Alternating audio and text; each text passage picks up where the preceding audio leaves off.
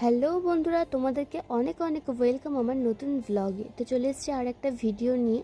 তো আজ যেহেতু আমার মা চলে যাবে, মা দুদিনের জন্য এসেছিলো আমাদের বাড়িতে, তারপর মা কিন্তু কাজে চলে যাচ্ছে। আর যেহেতু তোমরা সবাই জানো কিছুদিন পরেই কালী পুজো, সেই জন্য এখানে সেই সব জিনিসের প্রস্তুতি নেওয়া হচ্ছে।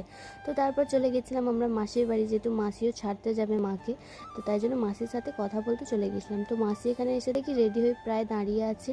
তো এটা আমার মাসি, আর এই যে আমার ভাই আমার মাকে টাটা করতে এসেছিলো চলে যাবে। আর যেমনি শুনেছে মাছ ধরে ফেলেছে আমার মেসো পুকুর থেকে, অমনি ছুটতে গিয়ে মাছটাকে ধরতে গেছে। ওর কিন্তু খুবই সাহস, আর এই বয়সে কোনো মাছকেই ভয় পায় না, মাছ ধরে এদিক ওদিক ফেলাফেলি করে।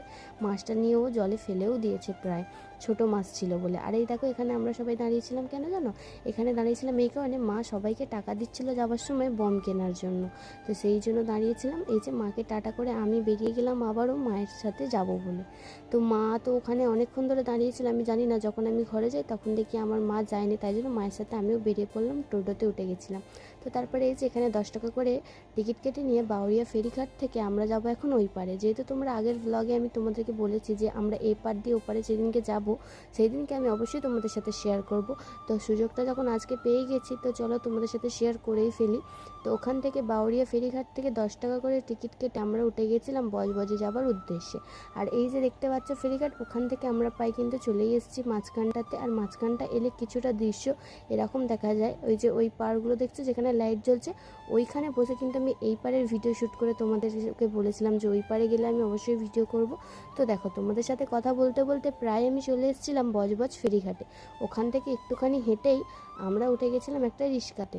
তো রিস্কাতে উঠে যাওয়ার পরে এখানে আমি আমার মাসির কোলে উঠে পড়েছিলাম, কারণ রিস্কাতে দুজন ছাড়া তিনজন ভালো করে বসা যাবে না। আর যেহেতু তিনজনেরই বডি খুব ভালো, আর সেই জন্য মাসির কোলে বসে গেছিলাম। কেমন লাগলো মাসি আমাকে কোলে নিয়ে? বাবা আমরা আমি সেই ছোটোবেলায় উঠেছিলাম মাসির কোলে, তারপরে এখন বল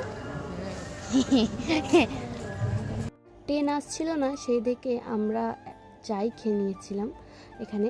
তো চা খেতে খেতে তারপরে ভাবছিলাম যে ট্রেনটা কখন আসবে, আর যেমন ভাবা তেমন কাজ, দেখি প্রায় তখন ট্রেনটা ঢুকেও গেছে আর ঢুকে দাঁড়িয়েও আছে। আর 5 মিনিট পরে ট্রেনটা ছাড়বে, তারপর আমার মা চলে যাবে।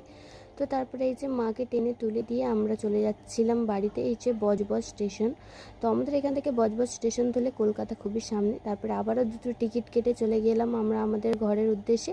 তো ভিডিওটা কেমন লাগলো অবশ্যই তোমরা কমেন্ট করে জানিও। Tata, bye bye.